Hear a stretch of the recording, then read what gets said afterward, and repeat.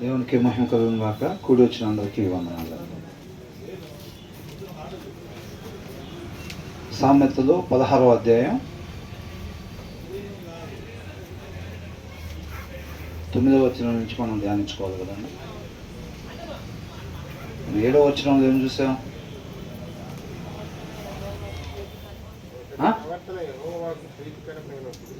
ఎప్పుడంట? ఒకని ప్రవర్తన యెహోవాకు ప్రీతికరమైనప్పుడు ఏం చేస్తాడంట? ఎవరు చేస్తారంట? ఆయన మన శత్రువుల్ని మనకేం చేస్తాడంట? మిత్రులుగా చేస్తాడు అంటున్నాడు. ఎప్పుడు? మన ప్రవర్తన యెహోవాకు ప్రీతికరముగా ఉన్నప్పుడు మాత్రమే. ఒకవేళ ప్రీతికరంగా లేకుండా మనం క్రైస్తవులు అయి ఉంటే, బాప్తిజం తీసుకొని చాలా సంవత్సరాలు అయి ఉంటే, మనం వచ్చి ఇక్కడ పరిచయం చేస్తూ ఉంటే అయినా లేదు. ఏంటంట? మన ప్రవర్తన యెహోవా దృష్టికి ప్రీతికరంగా ఉన్న ఎడల మన శత్రువులను కూడా ఏం చేస్తాడంట? మిత్రులుగా ఆయన మారుస్తాడంట. అవునా?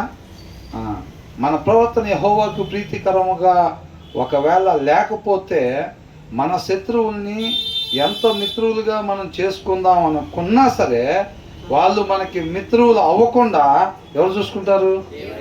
దేవుడే చూసుకుంటారు. అవునా కదా? మనం ఎంత ప్రయాసపడినా సరే ఆ ప్రయాస వ్యర్థమైపోయింది అన్నమాట. మన జీవిత విధానం యెహోవాకు ఎలాగుండాలి?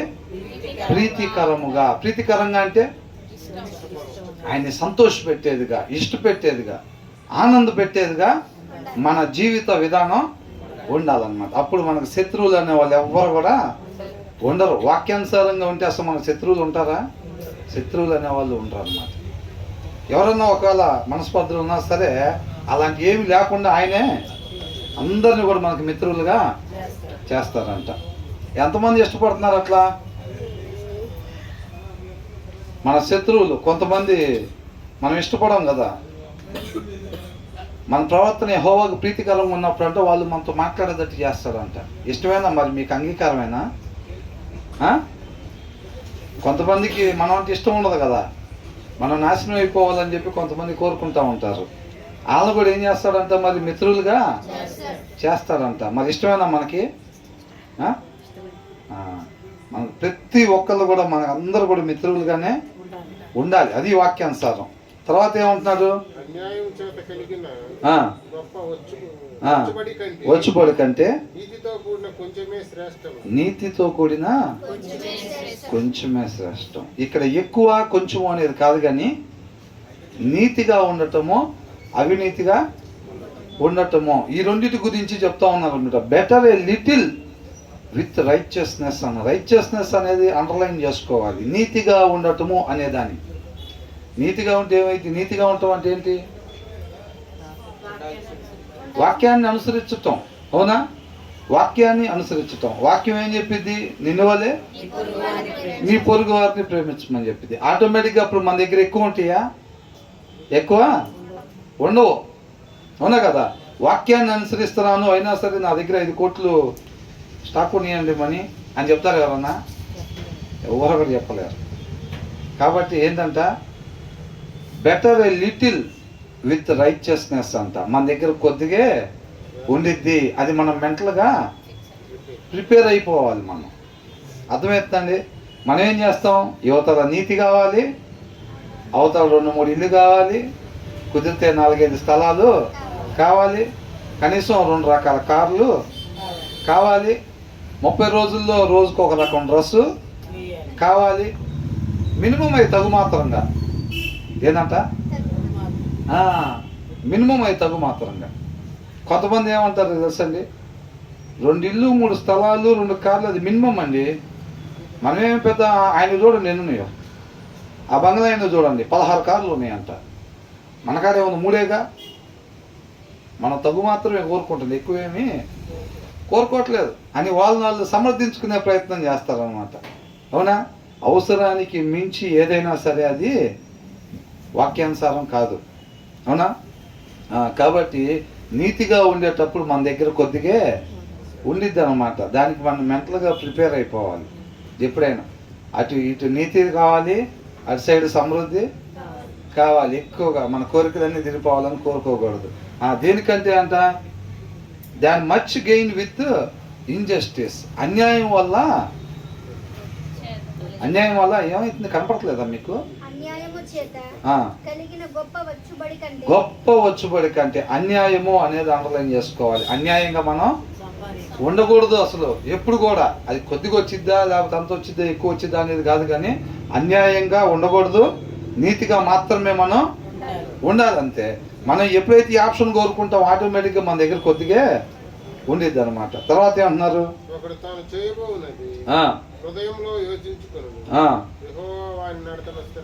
మనం చూసాం కదా మొదటి వచనంలో ఏం చూసాం? 16వ అధ్యాయం మొదటి వచనంలో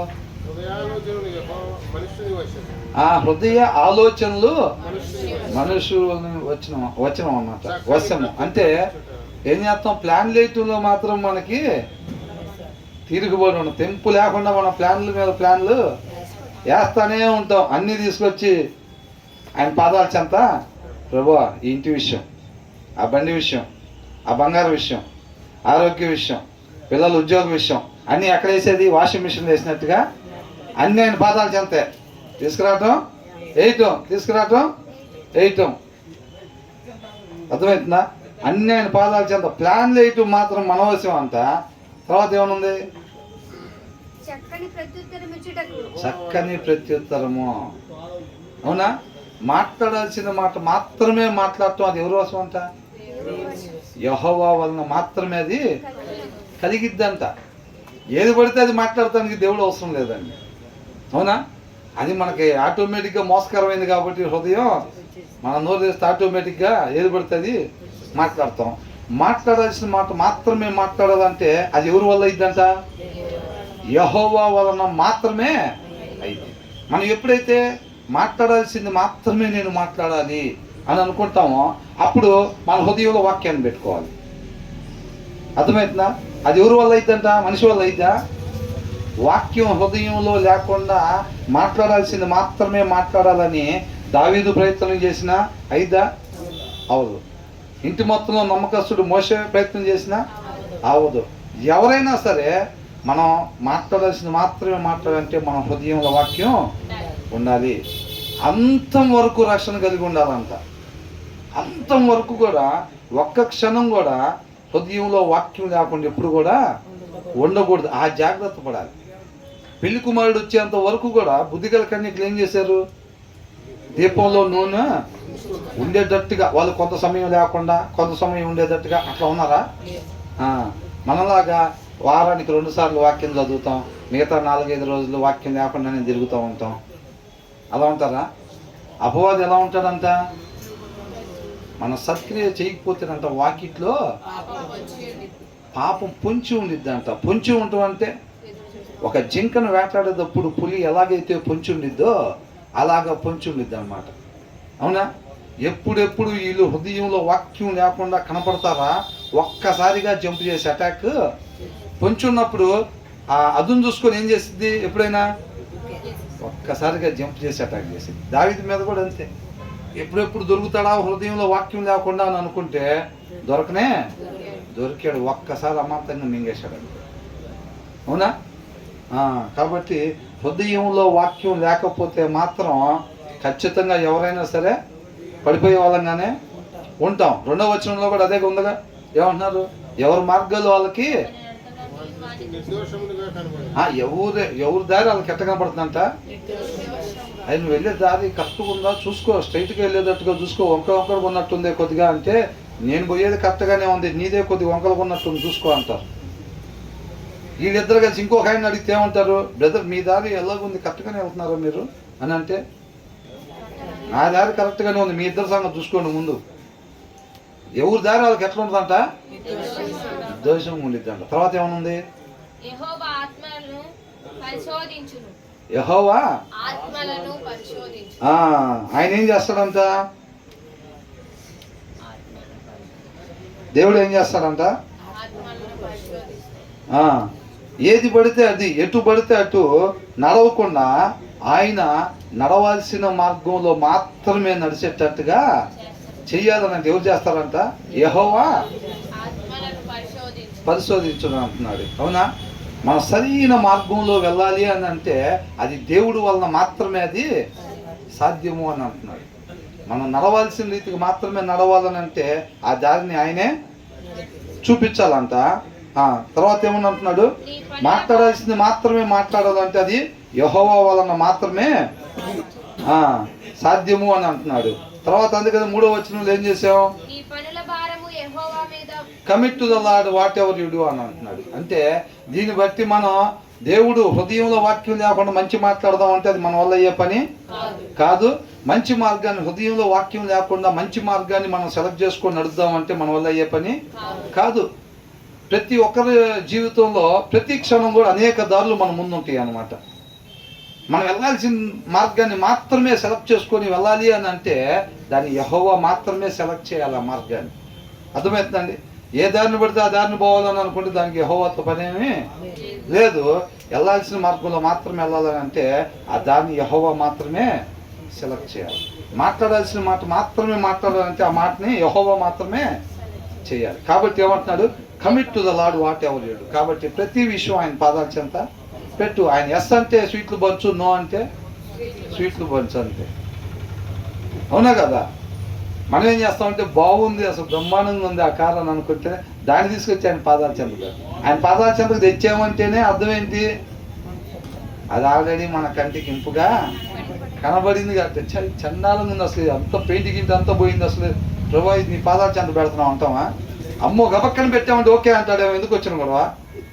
దాన్ని అసలు పాదాల చెంతే పెట్టకూడదు ఇది మనం అని అనుకుంటాం. అన్నీ కూడా ఏం చేస్తాం? ఫస్ట్ మనకు నచ్చాలి, అప్పుడు ఆ పాదాల చెంతకి వెళ్తాయి. వెళ్ళాడు కూర్చొని ఎస్ అని అంటూ ఉంటాం. ఆయన ఏమంటాడు? ప్రేమించేవాడు కాబట్టి భార్య అట్లా ఉండినా సరే బ్రహ్మాండం ఉంది, అసలు నీ తర్వాత ఎవరైనా అంటాడా? అట్లా అంటాడు ఆయన. ఏమంటాడు? బంగారు తల్లి నో అంటాడు. ఏనంట? బంగారు తల్లి ఏంది, నో ఏంది, నీ దగ్గర పెట్టానంటేనే అది నాకు నచ్చిందని కదా అర్థం. ఓ పక్కన బంగారు తల్లి అన్నాడు, రెండో పక్కన ఏమంటున్నాడు? నో అంటున్నాడు. ఏడుపు మొహం పెట్టుకొని వెళ్ళి స్వీట్ బాక్స్ తెచ్చుకోవాలి మరి. అవునా కదా? ఏడుపు మొహం పెట్టుకునే వల్ల సంతోషంగా ఆయన మాట్లాడితే చాలు. ఆయన నో అని కూడా చెప్పలేదు అనుకోండి, ఏంటి పరిస్థితి? మన పని అయిపోయినట్టే ఇంకా. కాబట్టి ప్రతి విషయం అక్కడ పెట్టాలి, మనం ఎంటీ బాక్స్గా ఉంచాలి. ఆయన ఎస్ అంటాడా, నో అంటాడు అంతే. నువ్వేమనుకుంటున్నావు అని ఎవరన్నా అడిగారు అనుకో, ఈ లోపలే అక్కడ పెట్టావు కదా విషయం, అక్కడ ప్రేయర్లో పెట్టావు కదా, అసలు మామూలుగా ఏమనుకుంటున్నావు అని అంటే నేనైతే ఎస్ఏ చెప్తాను అనుకుంటున్నా. అంతేనా చెప్పాల్సిందే? నో చెప్తాడేమో. అంతకుముందు కూడా చాలా పెట్టాను అక్కడ, 98% అన్నీ నోనే చెప్పాడు అని నో చెప్తాను అనుకుంటున్నాను. మీరైతే ఏం చెప్తారు? ప్రేయర్లో పెట్టారు కదా, ఆయన ఏం చెప్తారు అనుకుంటున్నారంటే ఏం చెప్తారు? ఆయన ఏది చెబితే అదే నా ఉద్దేశం తప్ప ఇక వేరొక ఉద్దేశం లేదు ఇంకా, అంతే. మాకనేది సపరేట్ ఉద్దేశాలు ఏమి ఉండవు. ఆయన పాదాల చెంత పెట్టడం, ఆయన ఏది ఇస్తే అదే బాక్స్లో పెట్టుకోవటం అంతే. ఇంకా మాకు వేరే విధానం లేవు, మాకనేది ప్రత్యేక ఉద్దేశాలు ఏమి లేవు. అది ఆయన మహింపరచడం అంటే. అవునా? లేకపోతే బలవంతంగా ఫార్మాలిటీగా కొంతమంది ఏం చేస్తారు? పైన అధికారులు పిలిచి ఫైల్ వాళ్ళ దగ్గర పెట్టి, ఏం చదువుతున్నావు, దాంట్లో ఏమన్నా తేడా ఉన్నా సరే సంతకం పెట్టుకుని ఉంటాం, కుదరదు, పెట్టడమే. సార్ పంపించారు ఫైల్, అది ఏంటంట? ఒకసారి సారు ఫైల్ పంపించారన్న తర్వాత చదివి దాంట్లో తేడాగా ఉన్నా సరే పెట్టక తప్పదుగా. అనవసరం నువ్వు చదివినా కానీ అది చదివేది ఒకవేళ తప్పు అనిపించినా సరే నువ్వు పెట్టాల్సిందే. టైం వేస్ట్ చేసుకోకుండా చదవకుండా పెడితే మంచిది. అవునా కదా? కాబట్టి ఏమన్నా ప్రతి విషయం కూడా దేవుడి పాదాల చెంత పెట్టాలన్నమాట. కాబట్టి ఏమంటున్నారు? ఇందాక ఎన్నో చదువుతున్నాం, అది ఆల్రెడీ ధ్యానించుకున్నాం కదా, కాకపోతే జ్ఞాపకం ఉందో లేదో అని చెప్పి ఒకసారి జ్ఞాపకం పెట్టాం. 9వ వచనం ఏంటంట? యోచించడం మనకు తెంపు లేదుగా అసలు. ఏంటంట? టీ తాగుతున్న ప్లాన్లు నడుస్తూనే ఉంటాయి. ఇది కొని దీని తర్వాత కుదిరితే అది కూడా కొంటే పోయిద్ది, ఈ 2 డ్రెస్సులతో పాటు 6 డ్రెస్సు కూడా ట్రైల్ వేసుకొని చూసి మూడో డ్రెస్ కూడా ఎట్టా కట్టి నడి కొనిపించుకుంటే పోయిద్ది. మళ్ళీ దీనికి కానీ ఒక్క నగ కానీ ఉంటే ఎదిరిపోయిద్ది. అసలు మన పని అదే, ఇంకా ప్లాన్లు నడుస్తూనే ఉంటాయి. ఇంకా అదంతా in their hearts humans plan their course అని అంట, వాళ్ళ దారుణాలు వేసుకుంటూనే ఉంటారు. But the lord establishes their steps అని అంటున్నాడు. ఏంటంట ఇక్కడే ఉంది, a man's heart plans his way. వాళ్ళ మార్గాలు ప్లాన్లు మాత్రం వేస్తూనే ఉంటారంట. కాకపోతే బట్ కానీ the lord directs his steps అని అంటున్నాడు. ద లార్డ్ ఆయన నడతను ఏది రావాలి, ఏది అక్కడ వేద్దాం, అక్కడేసి అక్కడ దూకుదాం అని అనుకుంటాం. మన ప్లాన్లు వేస్తూ ఉంటాం. మన ప్లాన్లకి తెంపేమి ఎవరు ప్లాన్లు వాళ్ళకి నడుస్తూ ఉంటే, కాకపోతే మనం ఎక్కడ వేయాలో అడుగు వేయాల్సిన చోట మాత్రమే వేయాలంటే అది ఎవరి వల్ల అయిద్దంట?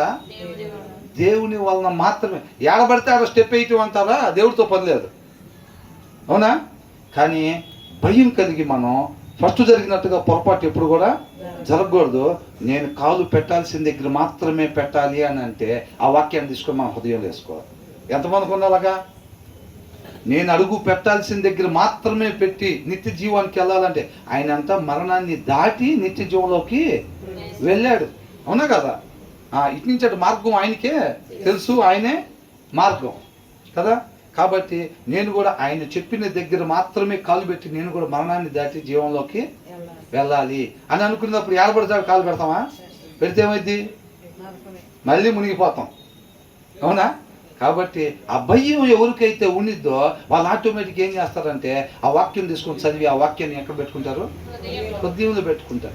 ఎప్పుడైతే హృదయంలో వాక్యం పెట్టుకుంటారో డ్రైవింగ్ పోస్ట్ ఆయనకి ఇచ్చినట్టు. ఎవరికి? దేవుడికి ఇచ్చాడు. మనకు అర్థమవుతుంది కదా.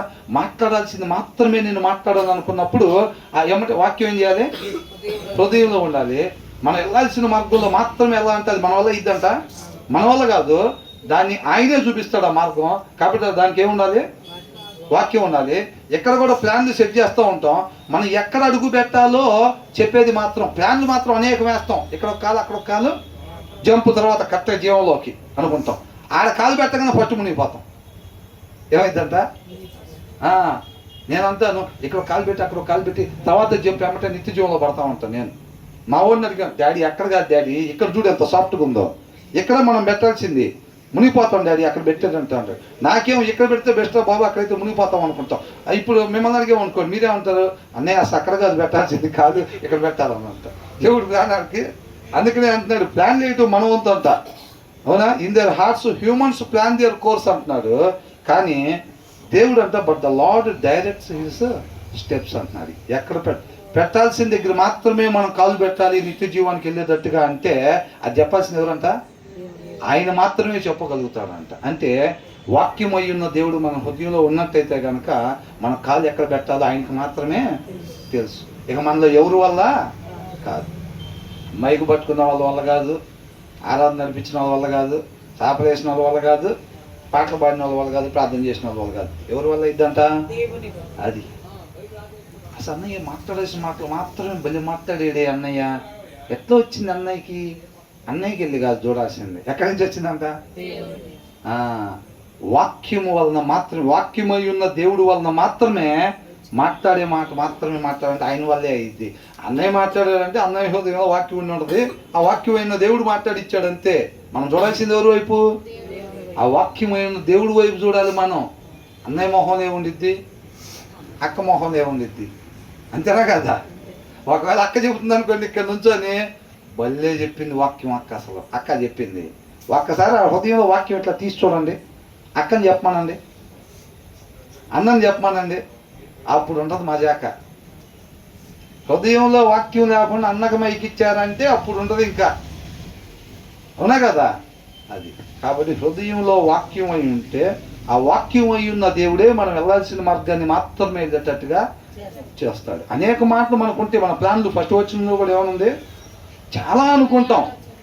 ఈ మాట మాట్లాడదాం, ఆ మాట మాట్లాడదాం, ఈ మాట మాట్లాడదాం అని చాలా అనుకుంటాం అంట మన లోపల. కానీ మాట్లాడాల్సిన మాట మాత్రమే మనం మాట్లాడాలంటే దాన్ని సెలెక్ట్ చేయాల్సింది ఎవరంట? దేవుడు మాత్రమే సెలెక్ట్ చేయగలుగుతాడు. అది మనుషుల వల్ల అయ్యే పని కాదు. ప్రతి క్షణం మనకు ముందు అనేక దారులు ఉంటాయి. సరైన దారిలో మాత్రమే వెళ్ళాలంటే ఆ దారిని సెలెక్ట్ చేయాల్సింది ఎవరంట? దేవుడు మాత్రమే సెలెక్ట్ చేయగలుగుతాడు తప్ప అది మన వల్ల కాదు. ఇక్కడ కూడా కాలు ఎక్కడ పెట్టాలో అక్కడ మాత్రమే పెట్టేటట్టు చేయాలని అంటే ఎవరు చెప్పగలుగుతారంట? దేవుడు మాత్రమే చెప్పాలి తప్ప మన హృదయంలో వాక్యం లేకపోతే మనకి ఎంత నున్నగా కనపడినా అక్కడ కాలు వేయగానే తినగ లోపలికి వెళ్ళిపోతాం అంతే. అది మన ఎవరైనా కానీ, అవునా? దీన్ని బట్టి ఏమర్థం అవుతుంది? దేవుడు లేకపోతే మనం ఏమీ చేయలేము, మంచి ఏమీ చేయలేం, నాశనం చేయలేము అంటే బ్రహ్మాండంగా చేస్తాం. ఏంటంట? ప్రభు నువ్వు ఒక్క నిమిషం అట్లుందని అంటే మొత్తం తగలబెడతాం ఈ లోపలే, అవునా కదా? మంచి చెయ్యాలంటే దేవుడు కావాలి మనం. కాబట్టి మంచి మాత్రమే నేను చేయాలని అంటే ఏం చేయాలి? నిత్యం మన హృదయంలో వాక్యం ఉండాలన్నమాట. తర్వాత ఏమవుతుంది? మరి ఎంతమంది మనం వాక్యం చదవకుండా ఉన్నాం? వాక్యం చదవకుండా అప్పుడప్పుడు హృదయంలో వాక్యం పెట్టుకుంటా, మిగతా టైంలో అప్పుడప్పుడు హృదయంలో వాక్యం లేకుండా ఉందాం, అవునా? ఎంత క్రైస్తవులు అయినా వారానికి ఒకసారి సరిపోదా? 2 సార్లు సరిపోదా? మరి రోజు చదవాలా? రోజు గాలి పీల్చడానికి మనకు కష్టం అనిపించదు. రోజు ఫుడ్ తినడానికి మనకి కష్టం అనిపించదు. రోజుకో వెరైటీ డ్రెస్ వేయడానికి కష్టం అనిపించదు. రోజు వాక్యం చదవాలంటే అయ్యో బాబోయ్, అవునా? కాబట్టి మనం ఖచ్చితంగా ఒక సమయాన్ని పెట్టుకొని ఆ సమయానికి ప్రతిరోజు ఆయన పాదాల చెంత చేరాలన్నమాట. మనం దప్పికొన్న వారిలాగా ఉండాలన్నమాట. ఆయన అంతరంగాన్ని చూసేవాడు. మన లోపల ఎంత ఆశ ఉన్నదో ఆయనకి చక్కగా తేటగా కనపడుతూ ఉంటుంది. మనం ఎంత నటించినా లోపల ఏం లేదనుకోండి, ఆయనకి క్లియర్గా కనపడుతూ ఉంటుంది. జనాన్ని మోసం చేయొచ్చులే కానీ ఆయన్ని మోసం చేయలేం. అంతరంగంలో నిజమైన దప్పికొన్న తత్వం ఎవరికైతే ఉండిద్దో వాళ్ళని దేవుడు తృప్తిపరిచేవాడిగా ఉంటాడనమాట. తర్వాత ఏమంటున్నాడు? రాజువశము అంటే the lips of a king speak as an ఆర్కిల్ అని అంటున్నాడు. The lips of a king, ఒక రాజు పెదవులతో, ఆర్కిల్ అని అంటే దేవుని వాక్యము. దేవుని వాక్యము పలకాలి అంటే పెదాల దగ్గర దేవుని వాక్యం రావాలంటే ఫస్ట్ అది ఎక్కడ ఉండాలి? హృదయంలో ఉండాలి అది, అవునా? హృదయంలో లేకుండా నోట్లో నుంచి వచ్చింది అది రాదు. ఎప్పుడైతే మన హృదయంలో దేవుని వాక్యం ఉండిద్దో అది మన దేవుని మాటగా మాట్లాడేటప్పుడు అంట ఏం మిస్ అవ్వకుండా ఉంటుందంట. తర్వాత ఏమనుంది? ఏం తప్పదంట? న్యాయము తప్పదు. ఎప్పుడు? మన హృదయంలో వాక్యం ఉంటే గనక మనం న్యాయము తప్పము. ఎప్పుడు కూడా అన్యాయంగా ఎప్పుడు కూడా మనం ఉండమన్నమాట. ప్రతి సమయంలో కూడా మనం న్యాయంగా మాత్రమే ఉంటాము. అలా ఉండాలని ఎంతమందికి ఉంది? ప్రతి సమయం నేను న్యాయంగా మాత్రమే ఉండాలి అనేవాళ్ళు, అవునా? అలా ఉండాలంటే ఒక పని చేయాలంట. ఏంటంటే ఆ పని? దేవుని వాక్యం హృదయంలో సమృద్ధిగా ఎల్లప్పుడూ ఉంచుకోవాలంట. అర్థమవుతుందండి? హృదయంలో వాక్యం ఉంచుకోకుండా నేను న్యాయంగా ఉండాలి అని అంటే ఈ భూమి మీద ఎవరి వల్ల కాదంటది, అవునా? ఈ భూమి మీద ఎవరి వల్ల కాదు. వాక్యం చదవకుండా నేను న్యాయంగా ఉండాలని మనం ప్రయత్నం చేసామంటే ఏముండదు.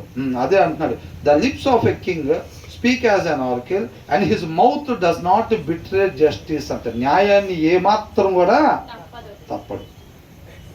అది ఎప్పుడు? ఆయన హృదయంలో వాక్యం ఉన్నప్పుడు అనమాట. అర్థమవుతుందా? ఆయన హృదయంలో ఉన్నప్పుడే ఆయన నోటితో నుంచి మాట్లాడతాడు అనమాట.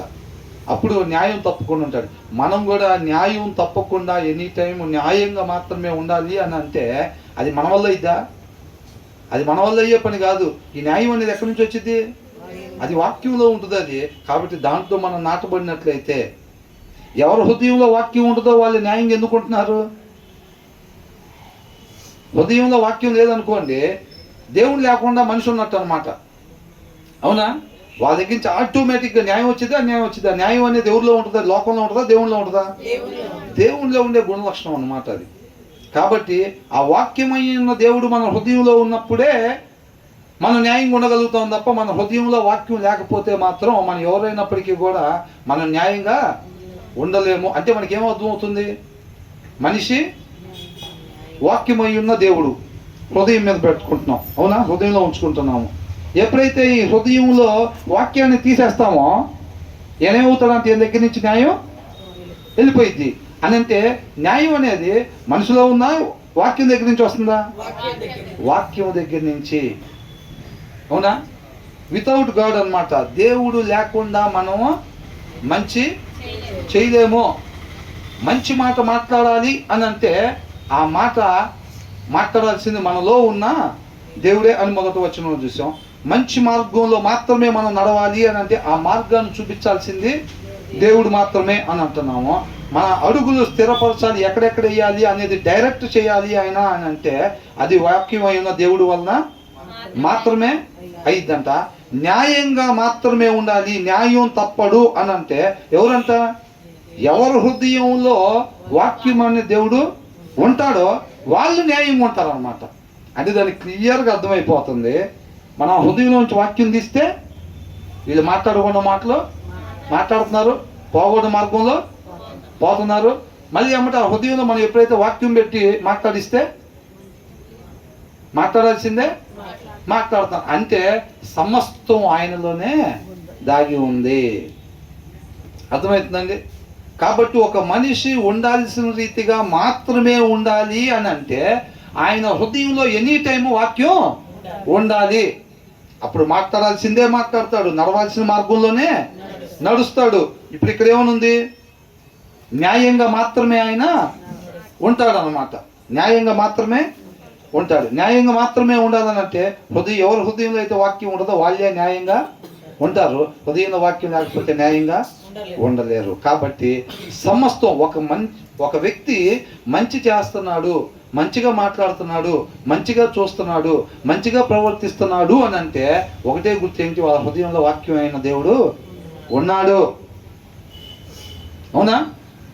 ఉన్నాడు కాబట్టే అలా జరుగుతుంది. కాబట్టి మనమందరం కూడా నీతిమంతులుగా మాత్రమే జీవించాలి అంటే నిత్యము మన హృదయాలు ఏముండాలి? వాక్యము కలిగే ఉండాలి. వాక్యం అయి ఉన్న దేవుణ్ణి నిత్యం మన హృదయంలో కలిగి ఉన్నట్లయితేనే మనం న్యాయంగా ఉంటాం, మంచి మాటగా మాట్లాడతాం, మంచి మార్గానే మనం నడిచేవారుగా ఉంటాం, చక్కగా అడుగులు వేయాల్సిన చోటే మనం వేసేవారుగా ఉంటాం. హృదయంలో వాక్యం కొద్దివైతే మాత్రం చేయకూడదు. అంటే ఆ రోడ్డు దిగిపోతాం అంతే.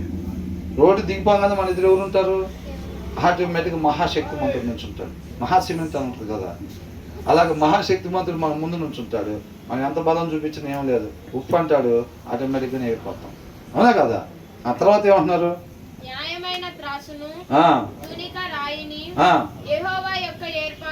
ఎవరి ఏర్పాట్లు అంట? Honest scales and balances belong to the lord అంటున్నారు. ఎవరికి చెందినవి అంట? అవి దేవునికి చెందినవి. అవి మనకు కావాలంటే ఏం చేయాలి?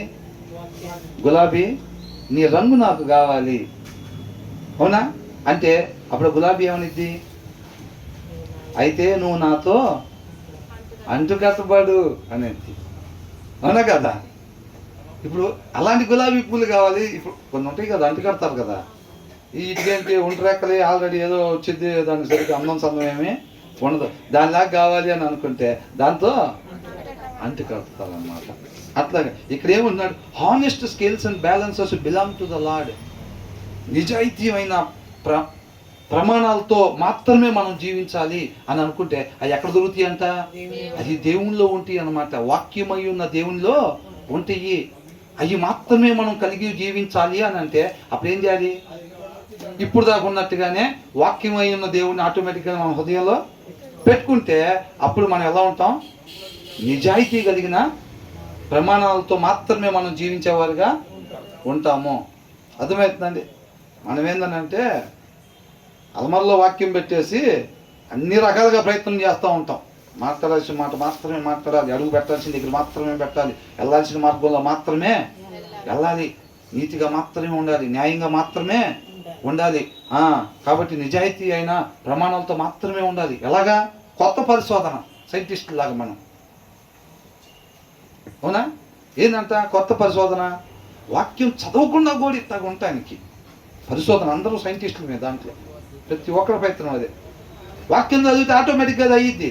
దేవుడికి సమస్తం సాధ్యమే మంచి చేయటం.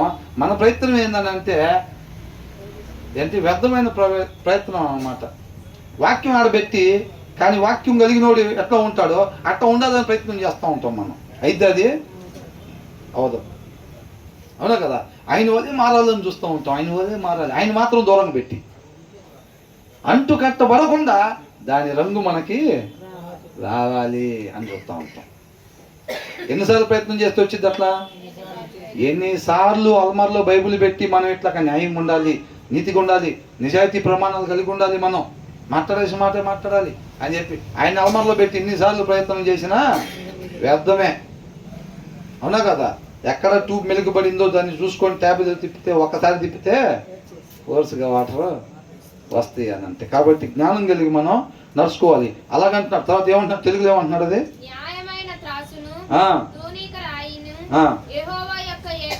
యెహోవా యొక్క ఏర్పాట్లు ఆయన నియమించిన ఎయ్యి. ఆ సంచిలో గుండెలు ఏవైతే ఉన్నాయో ఆయన నియమించిన గుండెలు ఏంటంట? Honest scales and balances. అవి ఆయనకి చెందినవి. ఆయన సంచిలో నిర్మించిన గుండెలు అయ్యి. మనం కొన్ని తీసుకొచ్చుకుంటాం అన్యాయమైనవి. అవునా? మన వాళ్ళు ఏం చెప్తారు? ఆల్రెడీ ఒక కాటలో కింద బరువుది పెడతారు, యువతల కాటలో పైన పెడతారు. అవి దేవుడు చేశాడంట. అవి దేవుడు చేసినవి కాదు. దేవుడు చేసిన ఎట్లాంటి హానెస్ట్ స్కేల్స్ అండ్ బ్యాలెన్సెస్ చేశాడు. మనం కొన్ని కొత్తవి చేసుకొచ్చుకుంటాం. ఆ కొత్తవి చేసుకొచ్చి వీడు నెయ్యిలో కల్తీ చేస్తాడు, వీళ్ళు మాత్రం స్వచ్ఛమైన నెయ్యి తాగుతాడు. ఉప్పు బయట తెచ్చుకోవాల్సిందేగా. వాడు ఉప్పులో కల్తీ చేసి వీడు పంపిస్తాడు. ఈడ కల్తీ ఉప్పు తిని హాస్పిటల్లో పడుకుంటారు, వీడి కాడు కొన్న కల్తీ నెయ్యి తాగి వాళ్ళ హాస్పిటల్లో పడుకుంటారు. అందరం కలిసి బ్రహ్మాండంగా మల్టీ సూపర్ స్పెషాలిటీ హాస్పిటల్ లైన్గా బారుగా వచ్చేటట్టుగా. అది ఎవడు వ్యాపారం పెట్టినా కల్తీయే. ఉప్పు అడి తెచ్చుకుంటాడు, కారం విడి తెచ్చుకుంటాడు, నెయ్యి వాటికి ఒరిజినల్ తాగుతాడు. ఆ రెండు తాగి వెళ్ళి ఆడ పడుకుంటాడు. వాళ్ళు ఏం చేస్తారంటే కారం ఒరిజినల్ తింటాడు, నెయ్యి ఉప్పు కల్తీ తెచ్చుకొని వాళ్ళు పడుకుంటారు వెళ్ళి. అవునా కదా? అవునా కదా? అట్లా అయిపోయింది అనమాట పరిస్థితి మొత్తం. కాబట్టి హానెస్ట్ స్కేల్స్ దేవుడు ఏర్పాటు చేసింది. అన్యాయం దేవుడు ఆయన మేలు మాత్రమే చేసేవాడు. అవునా కదా? మనకు అనిపించింది బ్రహ్మాండం ఉంది. ఇల్లు చూస్తే వెంటిలేషన్ ఎదిరిపోతుంది. అసలు ప్రభు నీ పాదాలు చెంత పెట్టా, నీకు కూడా నచ్చింది, కావాలని చూడు ఎస్సే చెప్తావు. ఆయన ఏమంటాడు? నో అంటాడు. ఆయన అంతా బాగానే ఉంది కదా ప్రభు, బ్రహ్మాండం ఉంది. ఎవరు చూపించినా 10 మందికి అందరూ బాగానే ఉంది అన్నారు. నువ్వు చూస్తే నో అంటున్నావు. ఒక్కొక్కసారి సరికి ఇల్లంతా చూడలేదా నువ్వు? ఒక పక్కన చూసి నో అన్నావే ఏంటి? వెంటిలేషన్ బ్రహ్మాండంగా ఉంది, మనకు అంతవరకే తెలుసు. ఆ ఇంట్లో దిగితే తర్వాత ఆటోమేటిక్గా పక్క కిటికీ దియ్యంగా చూపుల్లో తేడా, మాటలో తేడా. మనం పోయి ఈ గదులు ఈ కిటికీలే చూస్తాం. ఆయన ఏం చేస్తాడు? అవతల ఇంటి కిటికీలు కూడా చూస్తాడు. వద్దురా నీకు మంచిది కాదు అని అంటే. ఇంత బ్రహ్మాండంగా ఇల్లు ఉంటే వద్దంటావు ఏంటి బాబా? నేను బాగుంటే ఇష్టం లేదా?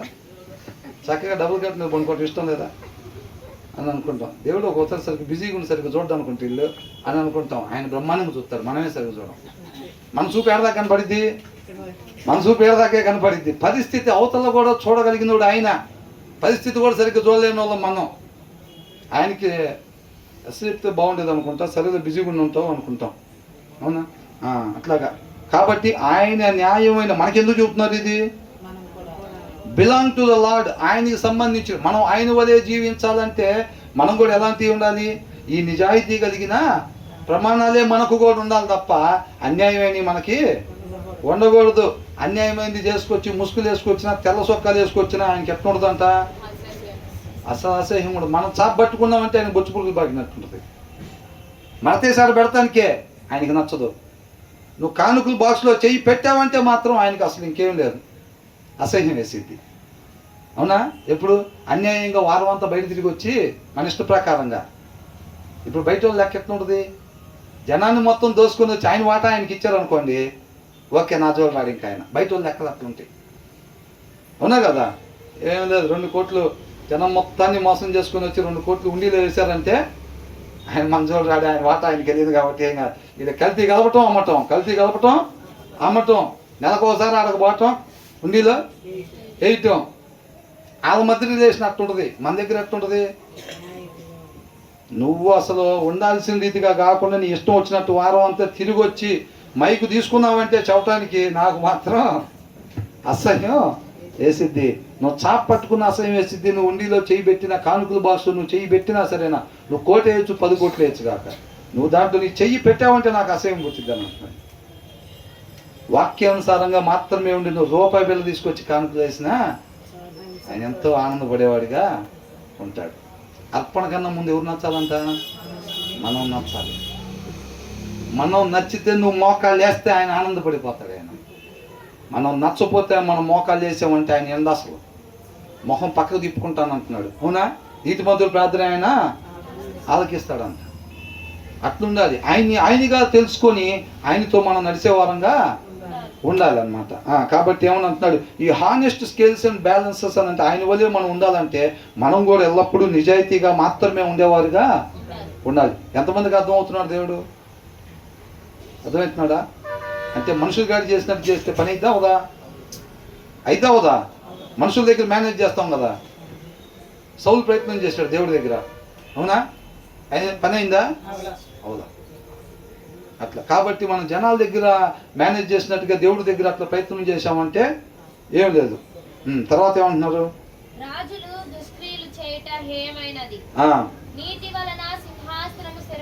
సింహాసనాలు ఎట్లా స్థిరపరచబడతాయి అంట? నీతి వలన. రేపు ఆయన వచ్చి మనతో పాటు ఉండాలి అని అంటే ఆయన సింహాసనం మన మధ్యన ఉండాలి. ఆయన సింహాసనం ఉండాలంటే అక్కడ రెండు ఆధారాలు ఏముండాలి? నీతి, న్యాయం. ఆయన సింహాసనం రేపు ఆయన వచ్చేసరికి మనం ఆ సింహాసనం రెడీగా ఉంచాలి. రాజుగారు వచ్చారంటే సింహాసనం ఉండాలా లేదా? మరి మనమే ఆ సింహాసనాన్ని సిద్ధపాటు చేయాలి. ఎలాగా? మన జీవిత విధానాల ద్వారా మనం నీతిగా న్యాయంగా ఉన్నప్పుడు ఆయన సింహాసనాసీనుడిగా వచ్చి మన మధ్యలో ఉంటాడనమాట. ఆ సింహాసనాన్ని మనం ఏర్పాటు చేయాలి. ఎట్టబడితే అట్టుండి ప్రభువా నువ్వు రావాలి ఏసయ్యా, నువ్వు రావాలి ఏసయ్యా అని పాట పెడితే ఆయన రాడు. ఆయన అట్లాగా ఏడబడితే ఆయన కూర్చునేవాడు కాదు. మన ఇష్టం వచ్చినట్టుండి మనం వచ్చి కూర్చుంటామేమో కానీ ఏడబడతాడు ఆయన కూర్చోడు అనమాట. కాబట్టి ఏమంటున్నాడు, కింగ్స్ డిటెస్ట్ రాంగ్ డూయింగ్ అని అంటున్నాడు. వాళ్ళు దాన్ని అంతా అసహించుకుంటారు అనమాట. తప్పుడు పనులు ప్రోత్సహించకూడదు. ఎందుకంటే సింహాసనం స్థిరపరచబడాలి అని అంటే ఎలా ఉండాలంట? For a throne is established through righteousness. ఆ మాట అండర్లైన్ చేసుకో. సింహాసనం స్థిరపరచబడాలి అని అంటే అది కేవలం నీతితో మాత్రమే సాధ్యం తప్ప వాడికి లంచం ఇచ్చి వీడికి లంచం ఇచ్చి ప్రయాసపడినా కానీ ఉపయోగం ఏమి. సౌలు ఏమన్నాడు? యోనాతానుతో ఏమన్నాడు? చంపురా వాడిని ముందు, వాడే నువ్వు రేపు రాజుగా అవ్వకుండా అడ్డం పడేది, నీకు అర్థం అవ్వట్లేదు అది అన్నాడు. అవునా? ఎవరు చేయాలి? సౌలుకు కూడా తెలుసు వీడున్నంత వరకు నాకు ప్రాబ్లమే నా సీట్కి. ఆ రాజు సీటుకి అంతా దావీదు బతుకున్నంత వరకు నాకు ప్రాబ్లమే. మా అబ్బాయి కూడా రాజు కాకుండా అడ్డం పడేది కూడా ఏదో వీడిని అడ్డు తొలగించుకుంటే అయిపోద్దని అనుకుంటున్నాడు. కానీ దేవుడు దావీదుని అక్కడ కూర్చోబెట్టడానికి ఇష్టపడ్డాడు. కొన్ని చోట్ల అంటాడు కూడా సౌలు అన్నమాట అంటాడు. అయినా సరే లోపల ఉన్న దాన్ని చంపుకోలేక దావీదును మళ్ళీ చంపడానికి ప్రయత్నం చేస్తూ ఉంటాడు. ఆయన తలుపేస్తే తీసేవాడు ఉన్నాడా? లేదు. అవునా కదా? ఆయన అనుకున్నాడంటే అది జరిగి తీరిద్ది అంతే. తర్వాత ఏమంటున్నాడు?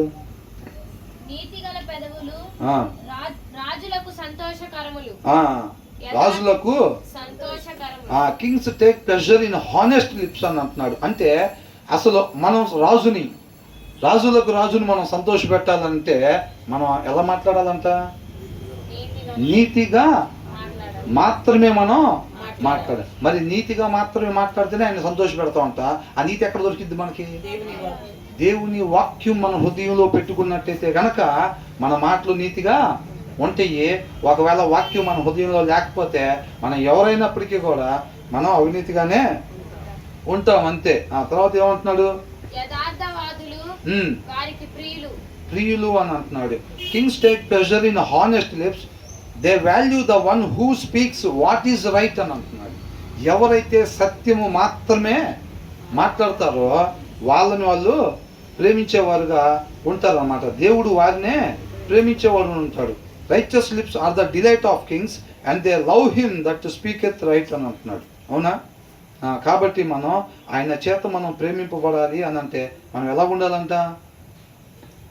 రైచియస్ లిప్స్ కలిగి మనం అంటే నీతి మాటలు అది మన హృదయంలో ఉన్నట్లయితే మన పెదవుల్లో నుంచి బయటికి వచ్చింది అనమాట. Righteous lips are the delight of a king and he loves him who speaks what is right. ఎవరైతే మాట్లాడాల్సిన మాట మాత్రమే మాట్లాడతారో వాళ్ళని దేవుడు ప్రేమించేవాడిగా ఉంటాడు అన్న. దేవుడి చేత మనం ప్రేమించబడాలి అని అంటే ఎలా ఉండాలంటే మనం హానెస్ట్, నిజాయితీ గల మాటలు మనం మాట్లాడాలి. ఆ మాటలు మనం మాట్లాడాలి అని అంటే ఫస్ట్ ఆ నిజాయితీ మన హృదయంలో ఉండాలి. మన హృదయంలో నిజాయితీ ఉండాలంటే అది ఎక్కడి నుంచి రావాలి? దేవుని వాక్యం మన హృదయంలో ఉన్నట్టయితే కనుక మనం నిజాయితీగా ఉండే వారంగా ఉంటాం. తర్వాత ఏమంటున్నాడు? రాజుకి కోపం తెప్పించాం అనుకోండి, రాజు కోపం ఎప్పుడు వచ్చింది? వద్దు అన్న పని మనం చేసినప్పుడు ఆయనకి ఏమైంది?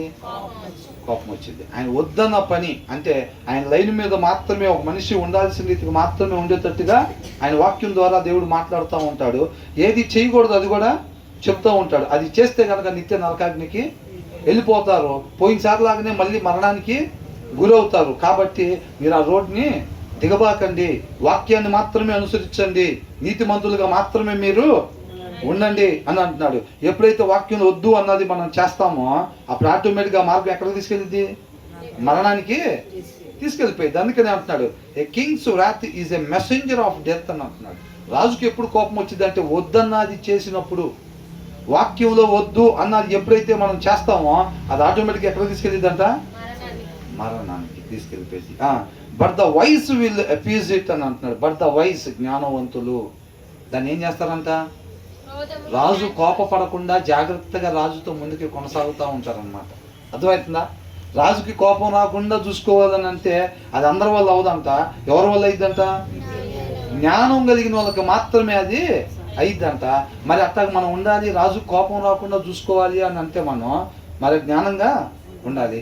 జ్ఞానం ఉండాలంటే అది ఎక్కడి నుంచి వచ్చింది మనకి? మళ్ళీ దానికి కూడా వాక్యమైన దేవుడు మన హృదయంలో ఉంటేనే ఆ జ్ఞానం మనకి వచ్చింది. రాజు కోపం లేకుండా మనం జాగ్రత్తగా చూసుకోగలుగుతాం, మరణానికి పోకుండా ఉంటాం అన్నమాట. అవునా? వాక్యం లేకపోతే జ్ఞానం ఉండిద్దా? జ్ఞానం ఉండదు. వద్దన్న మార్గాన పోతాము, వద్దన్న మాటలు మాట్లాడతాము, ఆటోమేటిక్ ఏమొచ్చింది?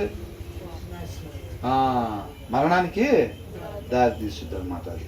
కాబట్టి అన్నిటికీ మూలం ఒకటే కనబడుతుంది. ఏంటది?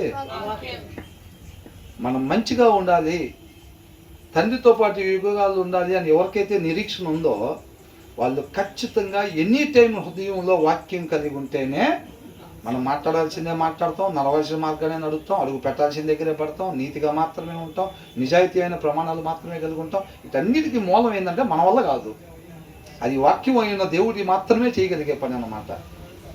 కానీ మనం ఆ మార్గాన్ని మాత్రమే వెళ్తేనే మనం తండ్రి దగ్గరికి, దూరం అయిపోయిన తండ్రి దగ్గరికి చేరుకుంటాము. కాబట్టి ఏం చేయాలి? ఆయన్ని ఆశ్రయించి ఆయన మన హృదయంలో నిత్యం పెట్టుకోవాలి. వాక్యం అయిన దేవుడిని నిత్యం మన హృదయంలో పెట్టుకున్నట్టయితే చక్కగా ఆయన వెళ్ళాల్సిన మార్గంలో మాత్రమే వెళ్తాడు. మనం ఎందుకోసం ఆయన ఏర్పాటు చేసుకున్నాడు, ఏ క్రియలు చేయాలనేది మన సృష్టికర్త ఆయనకి మాత్రమే తెలుసు కదా. కాబట్టి ఏం చేయాలంటే ఆయనే తీసుకొచ్చి మన హృదయంలో పెట్టుకోవాలి. ఏ పని కోసం ఎవరెవరిని నిర్మించాడో ముందుగా మనం ఏ క్రియలు అయితే సత్క్రియలు చేయాలని చెప్పి ఆయన కృపను బట్టి మనం రక్షించుకున్నాడు కదా. ఎవరెవరు ఏ క్రియలు చేయాలి, ఎవరెవరు ఎక్కడికి వెళ్ళాలి, ఏం మాట్లాడాలి, అక్కడి నుంచి ఎవరిని కలుసుకోవాలి, ఏం చేయాలి, ఇవన్నీ కూడా దారి తీసిన ఆయన ఎవరు? ఆయనే. కాబట్టి ఆయనకే స్టీరింగ్ అప్ చెప్పాలి లోపల పెట్టి. మనిషి స్టీరింగ్ ఏంటంటే హార్టే, హృదయం. అక్కడి నుంచి హృదయం పెట్టామా మంచి దారిని పోతూ ఉంటుంది. ఆ హృదయంలో వాక్యం తీసామా దాంట్లోంచి ఏమొచ్చింది? మోసకరమైనది వచ్చింది. కాబట్టి తప్పుడు దారిలో వెళ్ళిపోతూ ఉంటాం. కాబట్టి ఆయనే డ్రైవర్గా పెట్టామనుకోండి, శుభ్రంగా ఎక్కడెక్కడికి పోవాలని మనం సృష్టించాడో ఆ దారిలో మొత్తం తీసుకొని వెళ్ళి ఇదే అబ్బాయికి లాస్ట్ పాయింట్ అని ఉంటాడు. లాస్ట్ సత్క్రియ ఇదే. ఇంకా అంటే ప్రభా తర్వాత నీకు తెలిసిందేగా అని అంటాడు. ఏంటి తర్వాత ఏంటంట? పాటలు, మన బ్రదర్ పాటలు పెట్టుకుని ఇంటి నుంచి తీసుకెళ్తారు కదా ఇష్టంగా. ఇంకా ఆ దారిని చూపిస్తాడు. అటు అయిపోయినాయి. ఇంకా ఇక నిన్ను ఎంతవరకు ఏర్పాటు చేసుకుంది ఆఖరి పాట.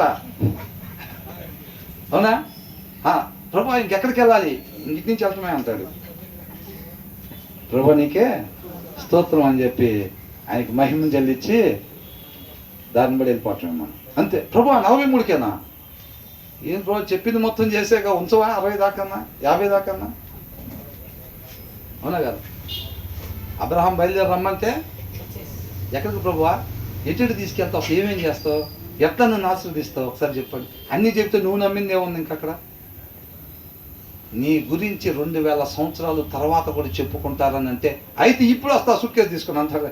ఆయన అనేది ఉంది, మనం కూడా చెప్పుకుంటున్నాం లేదు ఇప్పుడు కూడా. ఇవన్నీ చెప్పిన తర్వాత సుట్కేసు చదివాడా?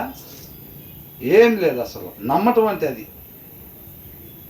నమ్మటం అంటే అది. ఏం చెప్పలా, నువ్వు బయలుదేరరా అని అన్నాడు అంతే. సుట్కేసు తీసుకుని వెళ్ళిపోయాడు. అట్లా అది దేవునితో నడవటం అంటే. యెహోషువ ఏమన్నాడు?